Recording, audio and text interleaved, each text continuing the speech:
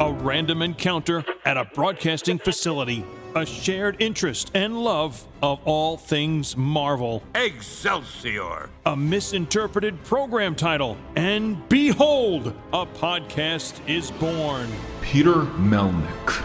Podcaster and comic book enthusiast. And Eddie Wilson! upstate New York radio announcer, still with an inordinate amount of catching up to do. Peter, what are you doing? Eddie! Here we go with a new episode of The Marvelists. Hi, this is Jed Mackay, writer of Moon Knight and Black Cat, and you're listening to The Marvelists with Peter Melnick and Eddie Wilson. Welcome, everyone, to The Marvelists, the Marvel Universe podcast. I'm Peter Melnick. And I'm Eddie Wilson. And before we get into the usual rigmarole of today's episode and introducing our special guest, we want to... Skype. Well, I know that. But it's a return to this method of recording that I have not done in so long. Yeah, that is true. That is very true. I think the last one was somebody that's going to be coming back to the show or from across the pond, but I digress. Shh. Yes. Okay. I thought you were going to say the person's name, like, shh, don't bury the lead. No. Anyway, before we get into the usual rigmarole of today's episode and introducing our special guest, we want to tell you all at home how you can get a hold of us on them thar social medias. Just so you know. Go. Exactly. Go on Facebook, Twitter, Instagram, at The Marvelists. You can find us individually on social media. I'm on Twitter and Instagram, at Peter Melnick. But remember, there's only one place in the whole worldwide interwebs, and that's Instagram. Eddie, what is it? It is at how many times did you say worldwide? Many. Oh, many at Eddie9193. And that's Instagram. That's the Eddie Wilson hotspot. It is, yeah. Well, Facebook too, but you know, yeah, that's okay to do that too. Yeah, but anyway, you can also find us on a wide variety of streaming platforms: TuneIn Radio, Stitcher Radio, Podbean, SoundCloud, Spotify. A random crazy person with a Bluetooth speaker just randomly outside of your house. No, we don't want that. Well, you know, there are laws against that, but you can hear it from that kind of platform if they're, on a stool or something. That joke sucked. But anyway, You can find us on all of those streaming platforms. Have RSS feed. Will travel. Easy for me to say. You can also find us on iTunes. Rate, review, subscribe, share, ever so inclined, 5 stars, broken ice cream machine, McDonald's. Eddie can't stand that joke. Neither can I anymore. Can you tell? Because I barely use it. Also, you can help support the show on a wide variety of ways. Well, just one way, but with many different currencies. So you can use the Canadian loonie to pay for it. You can use the UK's Monopoly money. Whatever works. But UK's Monopoly? Yeah, they have different colors. Oh, okay. Yeah. But anyway. Different currency. But go on patreon.com/ The Marvelists and support the show for as little as $3 a month to as much as $1,000,000. That's a lot of money. That's a lot of Peter. That's amore. Ill. But I'll tell that joke after I do this bit. But when you go on there, go to patreon.com/ The Marvelists. For as little as $3 a month, you get early access to episodes and our undying love, gratitude, and affection. $5 a month gets you our Fantastic Voyage, where you're able to go on a fantastic voyage with us and experience all 102 issues of Stan and Jack's iconic Fantastic Four, in addition to crossovers, in addition to annuals, and in addition to whatever our little hearts desire. Although it's more of like a medium-sized heart, because that's the human body. Well, it all adds up. Exactly. $8 a month gets the ability to co-host this here fine program, and if you don't suck, we'll let you on the air, too. Our T-shirts available at belowthecollar.com/ The Marvelists. And God willing, if you've made it this far, you are Dad Joke Immune, and you can buy our Dad Joke Immune T-shirt. Congratulations. Help support the show. Anyway, joining us on the other end of the tin can and Skype, we are paired alongside with a gentleman who is doing some work at Marvel. He is responsible for a certain feline of a dark color, a black cat, if you will, as well as someone that I'm certainly loony for, the upcoming run of Moon Knight. Ladies and gentlemen, joining us on today's program, Jed Mackay. Jed, thank you for putting up with that intro. Oh, you guys are done? Okay, cool. Hey, how's it going? Thank you, Jed. I couldn't have put it better myself. So first off, it's the cliche kind of question, but how did you get your introduction into the world of Marvel? Introduction as a reader or a creator? What are you looking for here? Well, let's go with just in general as a fan back in the day. Yeah, I started reading Marvel comics when I was, probably in elementary school. I don't know, second grade or something like that. Um, in the early '90s, came up reading my dad's old comics. He had a whole stack of stuff from the late '60s through the '70s, and that's kind of where a lot of my Marvel background came from. Avengers, Master of Kung Fu, Conan, Daredevil, just whatever it was that he had squirreled away. That's what I came up reading. So I didn't read a lot of '90s comics in the '90s, mostly like '70s comics. And were they squirreled away in decent shape, or were they well loved, as Peter likes to say? They're certainly well loved now. Yeah. Condition was never really a factor. My dad was never a speculator. I'm not a speculator, so I'm not particularly concerned with the condition that these books are in, as long as you can still read them. Because ultimately that's what they're for. They're there to be read, and if I didn't beat the shit out of these comic books growing up, I certainly wouldn't be writing them now. There you go. That's a good way to look at it. All right, good. Anyone strike out as being your early favorites? It's hard to say, because over a period of time, I would read one type of book, another type of book, and another type of book. Specifically talking about Marvel, when I was really young, my favorite stuff was like the Avengers and Iron Man, because it was like maximum flash and pizzazz for your bang for your buck. If you're gonna pick out one book to read when you're sitting on the couch, you might as well pack as many superheroes as possible. Also, Iron Man's helmet was super easy to draw. You just draw an upside down U and put like some angry slots on it, and then you're set. Isn't it great though with the 1970s, 1980s run of Iron Man, where his mask is so expressive in so many different ways? You can have him look, forlorn just by ever so slightly moving the mask a certain way, angry, etc., etc. Yeah,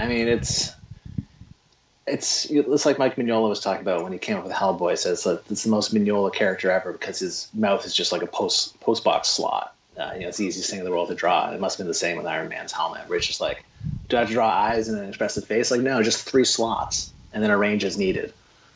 Were there any particular favorite, artists on Iron Man that you enjoyed? No, nothing that. It's just kind of whoever was there, really. Like, it was such a broad range and a broad selection. I couldn't really pick any particular runs or artists because, again, it was kind of peppered from all over the place. It's one of those things where it was rare to have 2 issues together, so you'd often get the first part of a story, but then nothing else. And so it wasn't until years later that I got like Marvel Unlimited, and I was like, I should finally see what happened with, the Avengers and the Lion God. Like, wonder how they actually got out of that one. Stuff like that. Yeah, I get that too. And with respect to the artist, more so, in my case, as growing up as a reader than a writer, following along with whomever was regularly drawing a comic. Like I think Iron Man, and in one significant period of time, I think Bob Layton, really nice guy, by the way. Met him at least a couple of times and had a bunch of things signed. Things may have changed with respect to if he charges for autographs, because I said, well, what do I owe you? And he said, I'll take a handshake. And he was just really, really nice. But you just get used to who you see month after month, and then if it changes up, you're like, okay, let's see what this one's doing, and you just go from there and enjoy reading the comic. Yeah, and that's kind of the way those comics were collected. Is that my grandmother would send my dad books when he was in school, so it'd be kind of a scattershot approach. But in other cases, he would be following an artist usually, like the Barry Smith Conan run. We got almost the full run of it because that's what he was really into. Or the Paul Gulacy Master of Kung Fu, Herb Trimpe, Hulk. So it was just sort of subject to whatever it was that my dad was into, 30 years ago or 40 years ago, however many years ago now. Was your dad into Spider-Man at all? A bit, not a whole ton. I grew up on a few of them. The first appearance of Prowler, I've always really enjoyed. That's why we made the punk Spider-Man as Hobie Brown. So I always thought Hobie Brown was like a really solid dude.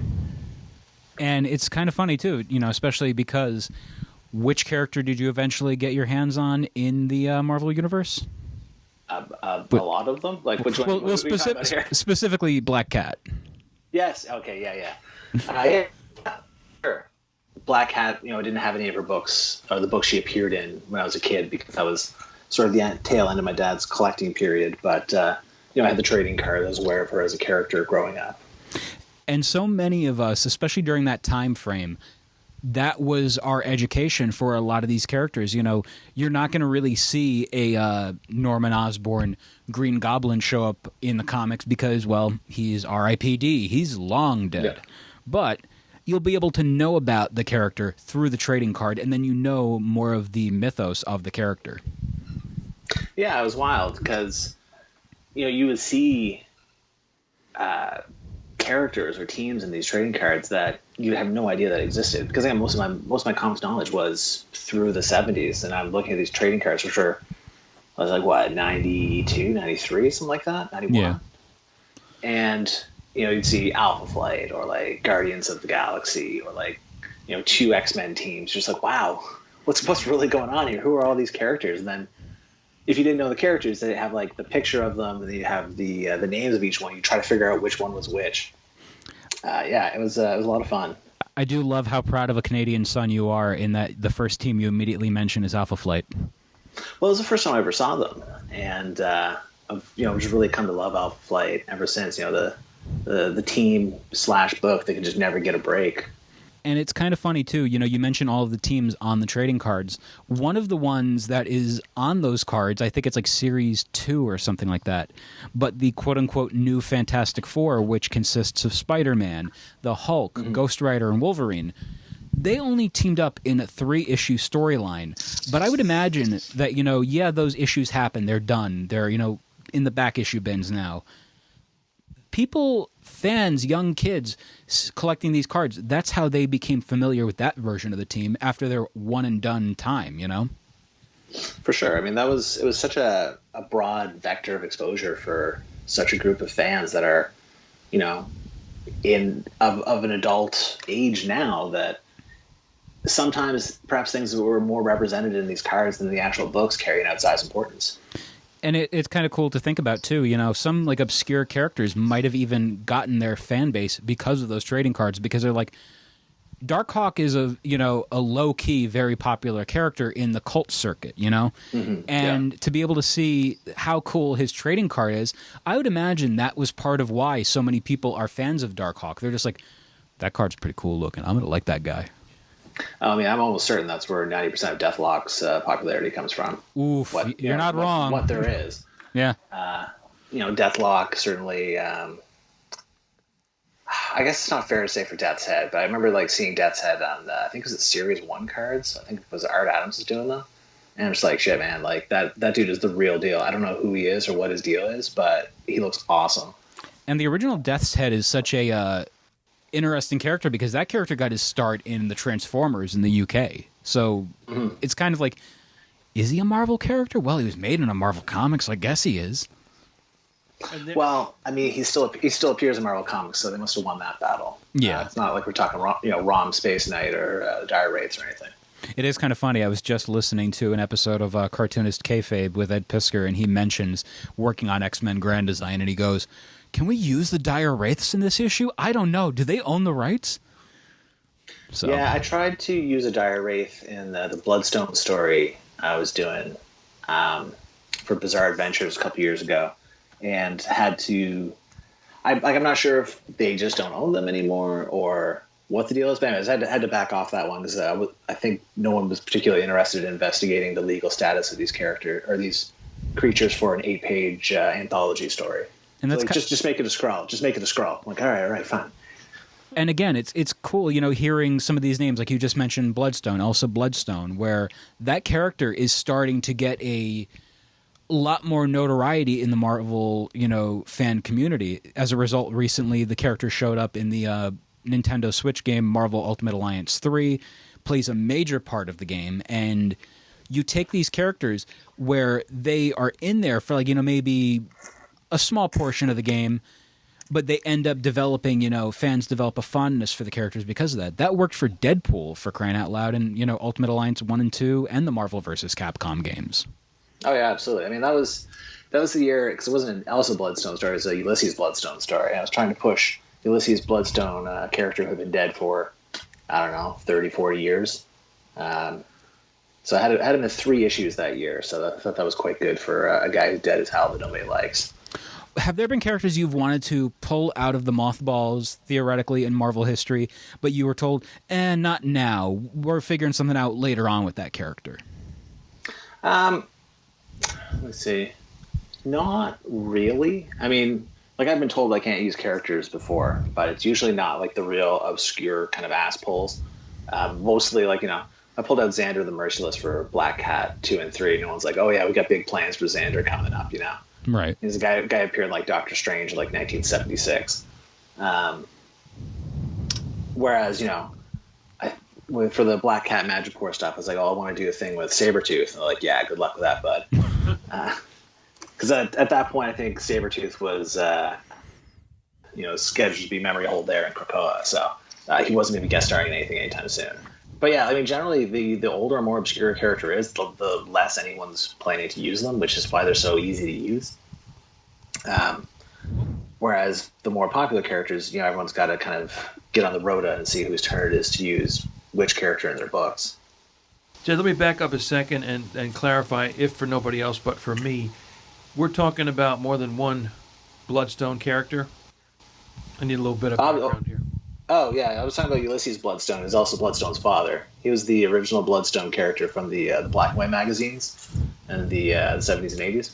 Turns out we can squeeze Bloodstone from a Bloodstone. Hey. Hey. By a group, the Hooters, it's a Blood from a Stone. Hey, Eddie. Well, when I first heard you guys say Bloodstone, I thought of, I think it was the first issue of Marvel feature in the 70s. That's probably what you're thinking of then. Ulysses Bloodstone, big blonde guy with a stone in his chest. There we go. Yeah, it lasted for the beginning of that run, and then it turned into Guardians of the Galaxy. Wait, isn't that just a stone protector from Harvey Comics, the little action figures with anyway, that joke was awful. Yeah. I mean, maybe Marvel has a clear shot for a lawsuit then, since that came much earlier. Exactly. Just the overall Marvel mythos. It's just so crazy that there are so many characters. Like, you can take one character, and there is a distinct possibility, if that character catches on, an abandoned character, you might be able to have a success with them in the future, Like, you look at the Marvel cosmic-related characters, the modern Guardians of the Galaxy lineup. No one thought Star-Lord would be, at least a B-list character, and look at him now. Oh, yeah, absolutely. I mean, you look at... I never thought I'd live in a world where Rocket Raccoon was a household name. I still go with Groot as that one for me, too. It's so... And again, I always love telling the story, but the fact that Stan Lee did not realize he co-created Groot. He's like, why am I in this movie? You co-created Groot. No, I didn't. Oh, I did? Oh, damn. Yeah, he was much more vocal, and he came from Planet X at the time, but he was still a walking tree. Just the other one was a lot more verbose than the one we have now. Yeah. Jed, can you take us now from comic book reader to attaching your name being attached to these characters that are Black Cat and Moon Knight? Yeah. So when I was in high school, I've always wanted to write stories and come up with stories. And when I was in high school, I was very into indie comics and stuff like that, and especially interested in looking back to like the 80s black and white explosions type stuff.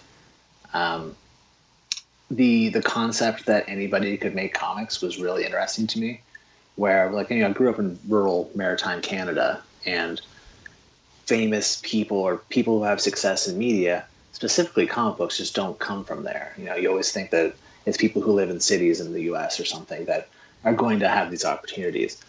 But when I became aware that people were just kind of doing it, it was something I was really excited about. So I thought I was going to write my own comics and draw my own comics. And so around the mid-2000s, I was in university, and the early 2000s, I was getting involved in comic artist message boards, bulletin boards, things that sort of the earliest viable form of art social media that was around at the time. And it became pretty apparent that I couldn't draw well enough or fast enough to ever have a go at being a comic artist, but I hooked up with a friend of mine, Sheldon Bella, and we would just make comics together. I'd write them, he'd draw them, and just kind of put them out there. I guess it would have been 5 years later.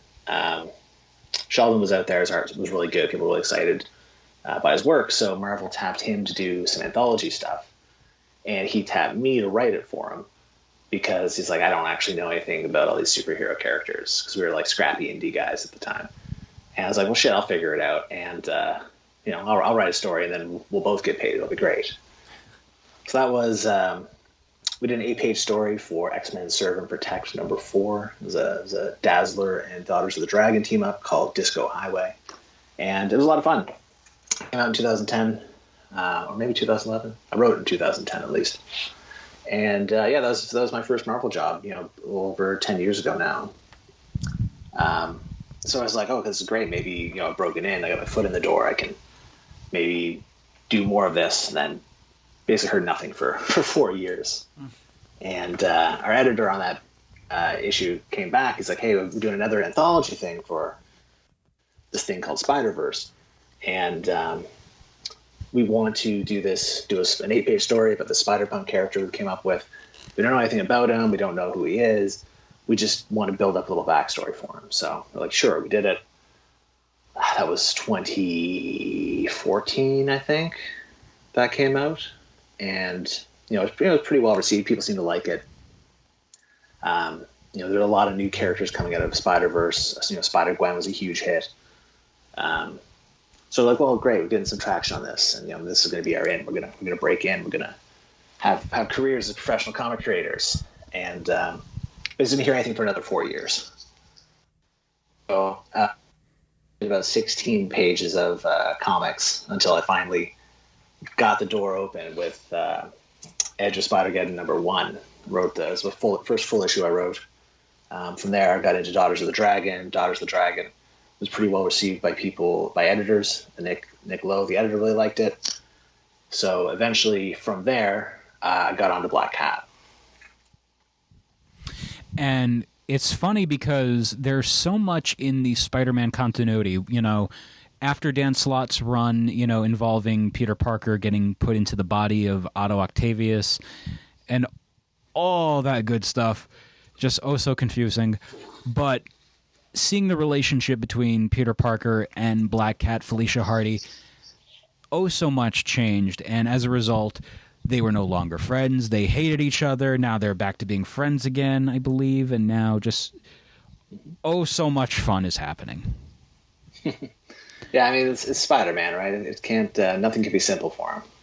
It's true, and as someone who has been able to write these kind of characters, what is the biggest thrill that you still enjoy to this day of writing these characters? I mean, it's pretty wide sort of question because I really just enjoy being there and working with these characters all the time. Like, if I come up with a line I particularly enjoy, gives myself a little chuckle. It's just having it at the table. I really enjoy it. I like seeing my stuff get out there every month and seeing what people think about it. Well, usually what people think about it, if they like it. If they don't like it, then I'm not particularly interested. It's just being part of the show. And it's I would imagine, as someone who's weaving part of the Marvel tapestry of the overall continuity, it must be a real kick to see something that you do in one of your books get referenced in another title by someone completely different.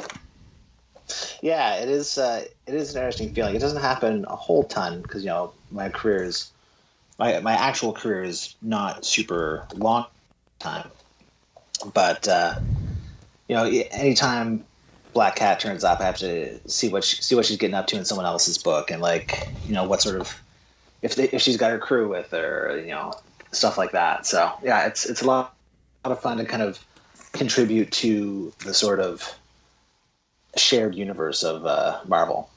Is Black Cat somebody who you've, of course, I would think or imagine, just like some characters like Daughters of the Dragon, had to go back to research where this character came from and where you could possibly see her or them going, just so you had some backstory to springboard off of? Yeah. When I got the job, like I said, I knew who Felicia was. I knew who the Black Cat was and had a general idea of her history. But, I wasn't a long time reader or anything like that. Nick basically gave me the job. He said, we patched things up with Black Cat and Spider-Man over in Nick Spencer's book. And we're spinning off a Black Cat book, and I'd like you to do basically what you did with Daughters of the Dragon. I want energy and fun and excitement. So basically at that point, I'd go and read the last couple of years of most recent appearances. You go back to the very beginning, and then just sort of pick your way through the character's history, looking for things that are interesting, looking for things that you can use. Currently her crew, Bruno Granger and Dr. Boris Corpse, they were characters who appeared in the same issue she appeared in. Like, that was her very first crew that she recruited. And they only appeared in a couple issues and then just disappeared for however long. I'm like, oh, this would be great. I can bring these guys back. Got a built-in supporting cast. So, yeah, there's a lot of reading to get up to speed. And then at that point, though, for characters that, just like you said, only appeared at the beginning, having that sort of under your belt, now you could probably just do whatever you wanted with them, possibly. Well, I mean, pretty much. Like I said, no one's clamoring to use these characters, Felicia's backup boys. And, I could save myself the research by just making up new characters, but I find it satisfying and sort of entertaining to, blow the dust off some old gems and, see what kind of life they have left in them.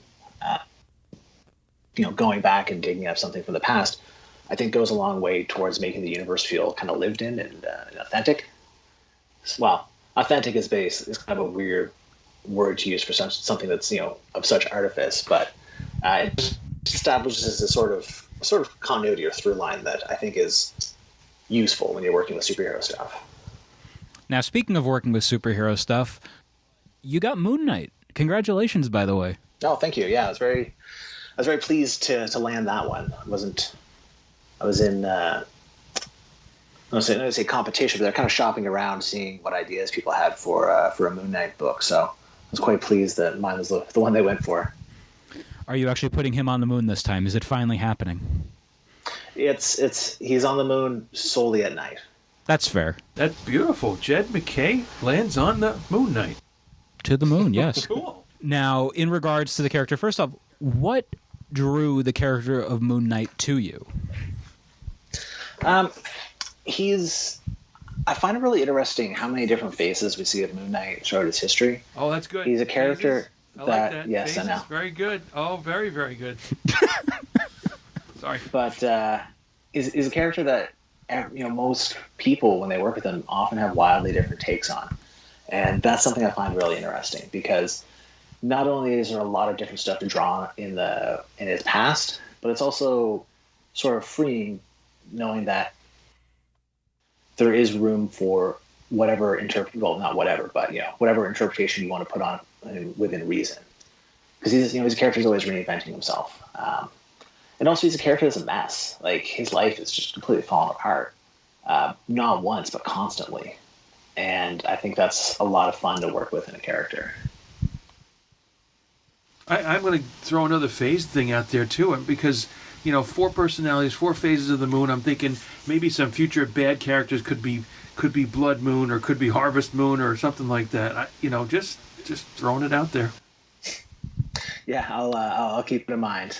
Dunk him in orange. He's Blue Moon. Hey, just delicious. Why not? But in regards to the character of Moon Knight, there's just, over the past few years, the demand of the character and the obsession so many people, myself included, have with the character. It's wild to see Moon Knight go from a D-level character. Again, he's not quite A-list yet. We haven't seen the Disney Plus show, but he's getting up there, and I want to say he will be up there in the big leagues in the very, very, very near future. Yeah, it's going to be interesting. In the same way that you see a lot of the characters they put on the TV shows, be it the Netflix shows, the Disney Plus shows, gain a much higher profile. This certainly seems to be the case for Moon Knight. And it's always interesting to me in that Moon Knight can't seem to keep a series kicking around for it just seems there's huge gaps of time in between Moon Knight series. But he's also a character that literally everybody wants to work on. Any writer I talk to, I'm like, oh yeah, I got Moon Knight. Like, shit, I really wanted that one. And it's funny because there's any artists I talk to, they're like, oh, I really wish I was drawing the Moon Knight book.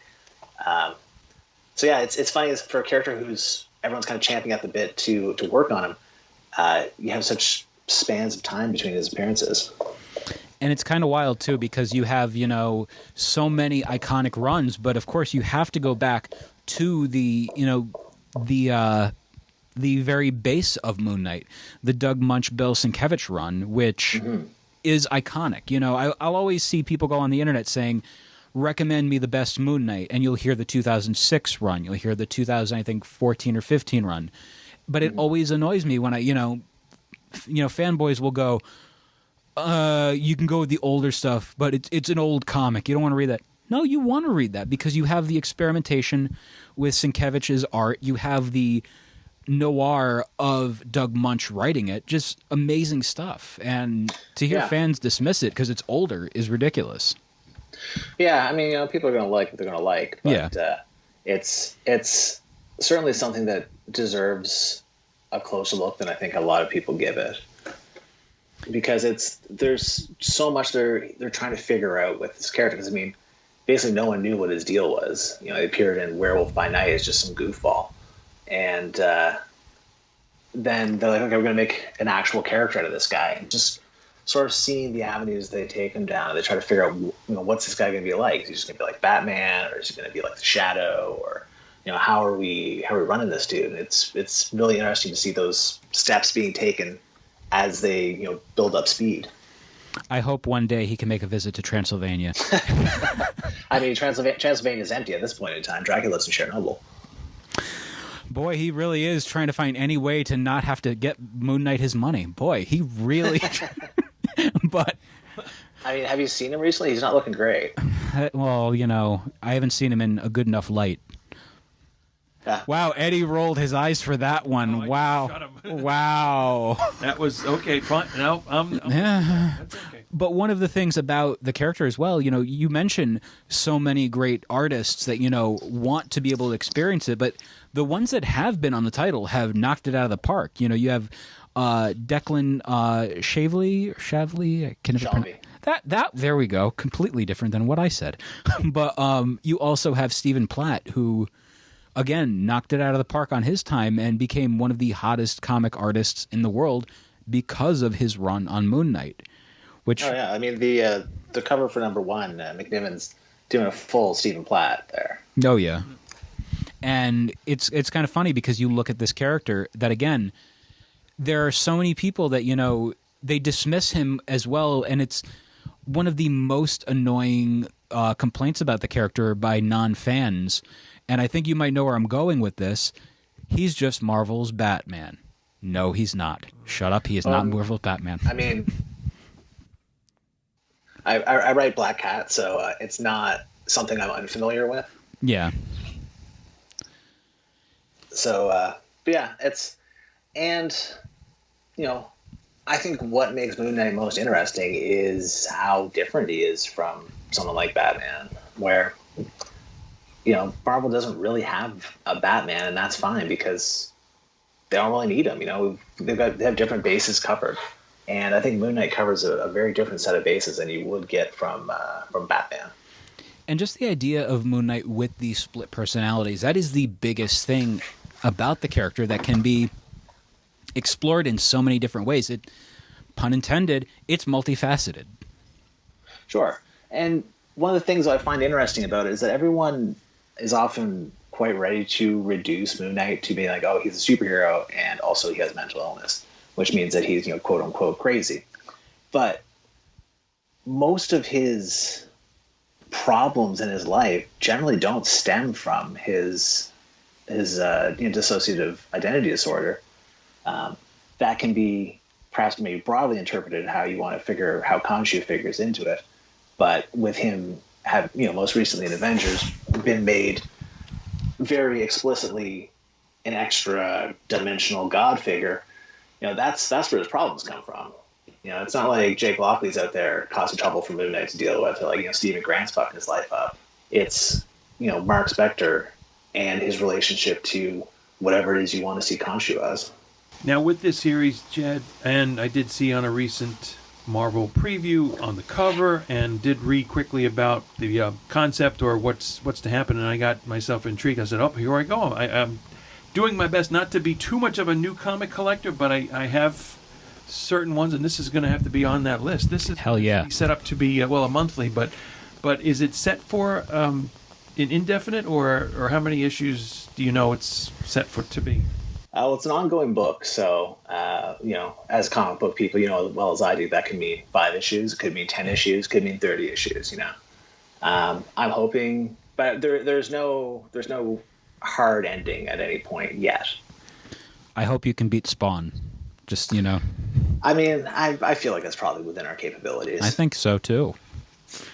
But now I just want to see a Spawn Moon Knight crossover. Can Khonshu defeat Malbolgia? We don't know. Stay tuned, true believers. I mean, Khonshu couldn't defeat the Avengers, so I guess he did. But Man, that run, like Jason knocked that out of the park. That was one of those moments where that book. First off, our local comic shop, Main Street Comics in Middletown, New York, that book sold out instantaneously. So, oh wow, this is why when I'm hearing Moon Knight is coming back, I know the hype train is surrounding it, and it is helping carry it towards the future. And I'm excited to see what this could lead to, especially your run, because so much you do realize, like, let's say hypothetically speaking, something you do in this series may very well get referenced in Moon Knight season 2, or even, depending on production, season 1. You never know. I mean, I imagine Moon Knight season 1 is probably pretty much in the can at this point in time. But it is kind of funny to think that the stuff I'm working on is going to be created contemporaneously with a larger property. Like you certainly don't get that with Black Cat. We did Taskmaster, but that was when the movie was done. It was just meant to come out at the same time as the movie did, which obviously didn't shake out. But it's always something I'm kind of curious if any influence will be drawn from there. Now, I don't know if you're at liberty to say anything or not yet, but have you been told, like mandated, like, hey, do this, this, and this, because in relation to the Disney Plus series, or nothing yet? No, nothing like that. I mean, there were some sort of dictums coming down from editorial when they said, we're looking to do a new Moon Knight series.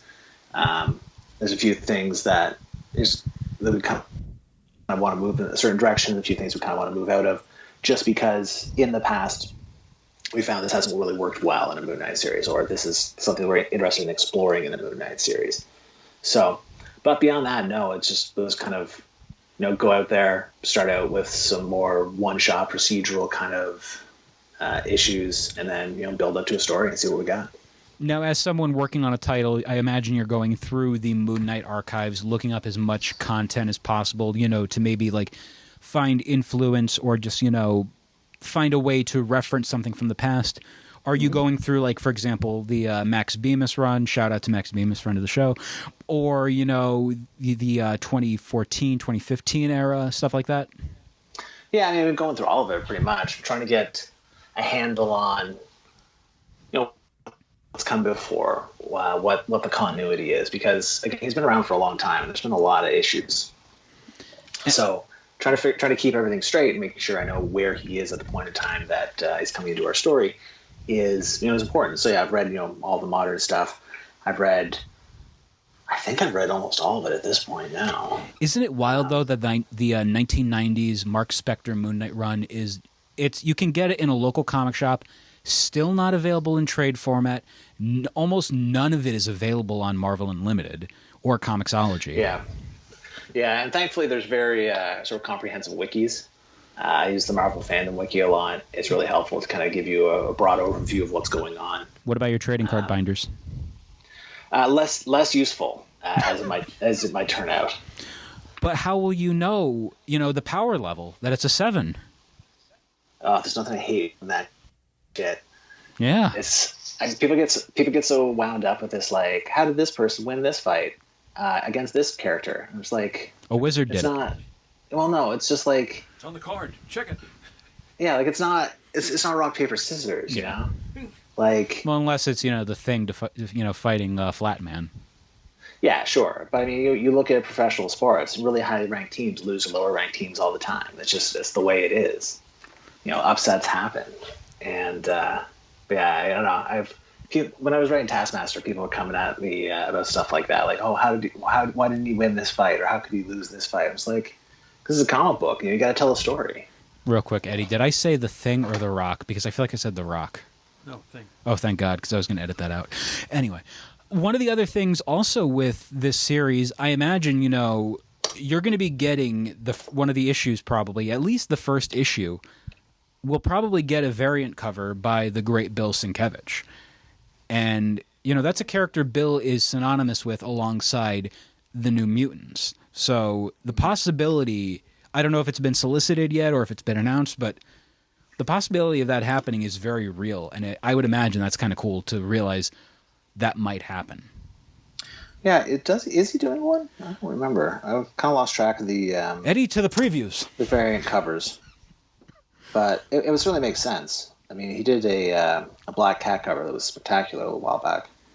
And again, it's funny, by the way, seeing how greatly celebrated Bill is getting in the past few years, especially when comic conventions were a thing. We went to New York Comic Con, and in the main area where they had all of a sudden here's a person dressed up as a Transformer to help promote Chevrolet.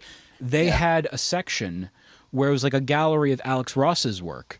And then if you turned ever so slightly in that same gallery, there was an entire section devoted to Bill. And it's kind of cool to see Bill is getting that recognition, that respect, not just in the comic community, but in terms of pop culture in general, because his stuff is absolutely, I get to use my one F-bomb an episode, fucking gorgeous. So, yeah. Oh, absolutely. See, I was going to go with that poop crazy. He's got the hidden cover for number 1, the hidden gem variant, whatever that means. See? So you got a Sienkiewicz variant for, Yeah. It's absolutely crazy. Did you get a Scotty Young baby cover? I don't think so. Oh. I think Moon Knight might be a little grimy for a Scotty Young cover, but we'll see, I guess. I mean, he did baby Old Man Logan. That's true. Which doesn't even make sense. No. That just cancels out. It's just Logan at that point. I love when he did that variant cover and it says, "This doesn't even make sense. You're jumping the shark, Scotty Young." See, again, I love when comics can be self-referential like that. Like, I imagine, it's hard to break the fourth wall with a character like a Moon Knight, but I do love when there are the subtle references to stuff like that, done through a line that, doesn't make sense in their world, but could make 100% sense on our end. Yeah, for sure. And Scotty's good at that too. That's very much his thing. Jed, with these issues that we're looking forward to with the new run of Moon Knight, I imagine you have to be so much ahead with the amount of material to be ready for. Are you allowed to kind of give us an idea of how much time, at least for the first one, and then how much more material you have? Oh, I could do the next 7 issues. I don't know if you can even say anything vague like that. I mean, I can give you the kind of the outlines there. I finished issue 5 last week, so I'm getting my outlines together for 6 to 10. So, that's where we're at. Art's done. Issue 1's pretty much ready to go to print. Art's done for 2, getting into 3. I've got up to 5 written. So, yeah, we're chugging away. We're certainly on schedule, perhaps ahead of schedule in a lot of cases. So, no, it's going well. Well, ahead is definitely very good than cramming for the deadline. Oh, absolutely. And in regards to Black Cat, how is that coming along? That's great. Yeah, we had a bit of a hiccup with the old COVID shutdown thing, but we started back up again with number 1, started in on King and Black, and now we're just basically tying up the story we've been building up since the first issue in 2019. When you mentioned... I say that's coming out this week. Part 2 of 3, and then the last issue of this sort of mega arc will be coming out next month. And you mentioned everything with the with COVID affecting the comic lines. It's wild that at one point I remember the release schedule for like a number of months was so bizarre. Like Al Ewing's Immortal Hulk was coming out every other month. It turned into a bi-monthly book, like, you know, the old school X-Men books. Mm-hmm. And then like certain titles just fell into the cracks, like Steve Orlando's Ravencroft book, I believe. That was supposed to be happening. That, you know, just disappeared. Daniel Kibblesmith's New Warriors, that, you know, dissipated as well. And then another love interest of Peter Parker, the disappearance of the Gwen Stacy comic, which, you know, I think it did 2 issues, and then we don't know what's going to happen. And I'm very glad to see that, you know, Black Cat had, again, her good luck. She was able to get out unscathed. Yeah, no, that's I was quite pleased with that, because, you know, it was a tough time when comics shut down and a lot of books just ended. And you know, I'm thankful for my editors who were just, you know, punching behind the scenes trying to keep the book going. So I was very lucky there. And then, you know, Infinite Destinies, that was supposed to be out last summer, is now getting solicited out, so it's coming out this summer. So it's been a year of big adjustments as far as comic, you know, shipping, creating, scheduling goes, but, you know, we're getting back on the right pace. So now, before we put a bow on this episode, how can people get a hold of you on social media? I can be found. I mean, most reliable way to find me is on Twitter. It's twitter.com/Jed Mackay, JEDMACKAY. I have an Instagram. I do not use it. And I will not respond to friend requests on Facebook. So, yeah, Twitter is where it's at. Thank you for your time. Congratulations and good luck. We're looking forward to reading your stuff. All right. Well, thanks for having me on. I'm always happy to chat about comic books. For the Marvelists, I'm Peter Melnick. I'm Jed Mackay. And I'm Eddie Wilson. Excelsior!